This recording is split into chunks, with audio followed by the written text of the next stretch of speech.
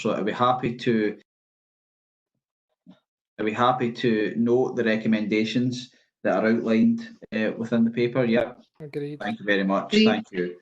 That takes us on to the next agenda item, where if you look at the front of your agenda, we've finally made it to the second page. We've got the annual bad debt write-off paper, which is Thomas's paper here. You'll see the paper is here for approval. Are we happy to note the position? Don't see any questions on it. Okay, thank you. And then that takes us on to agenda item number 10, which is the Revenue Budget Monitoring Report. I'll ask Thomas to touch on the points within the report. Obviously, the period 4 has been issued to members, and Thomas will touch on that.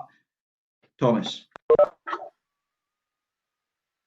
Thanks, Convener. It's just to confirm the comments I'm about to make are based on the report that was circulated this afternoon, and apologies, it was the previous period 3 report that was circulated in the earlier papers.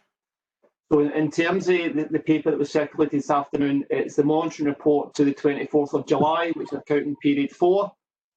Before I give an overview of the financial information, I would want to highlight that there is an important change to the format of the report in comparison to previous years, and that reflects the addition of COVID cost summary data, which is included as Appendix 6. Returning to the content of the report, the service is anticipating a full year overspend of £7.9 million. This total is aggregated from projected net COVID costs of £9.9 million, partially offset by an underspend in core budgets of £2 million.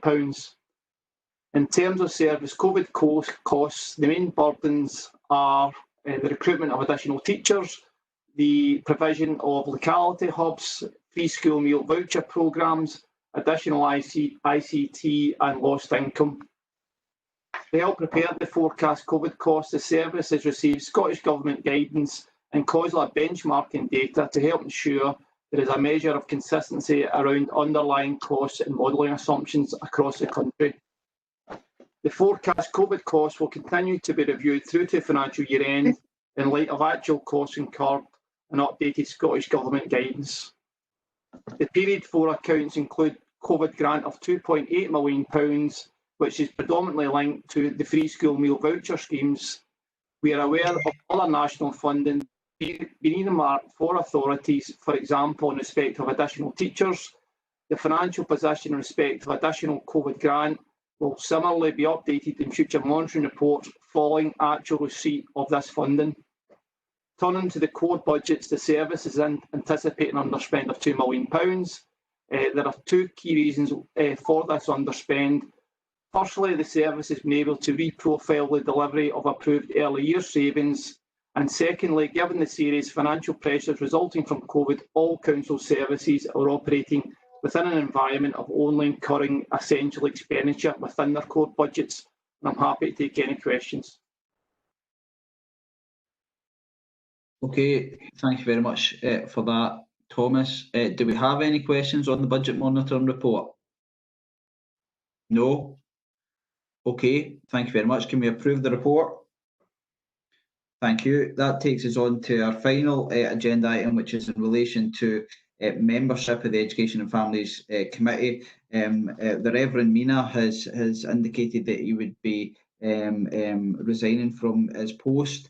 I think this paper's here for noting. I think we should offer our thanks to the Reverend Mina for his membership and wish him well. And the report outlines the next steps that the council would take as a standard practice when looking to get a new member of the committee in terms of a religious rep. Are we happy to note the recommendation?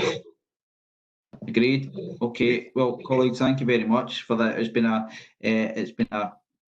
over 5 hours, so thank you very much for your commitment this afternoon. Some really important agenda items that we've discussed, and grateful for all the contributions that have been made. And we'll see you at the next meeting. Thanks very much. Chair. Thanks, Chair, and staff. Thank you. Thanks, Chair.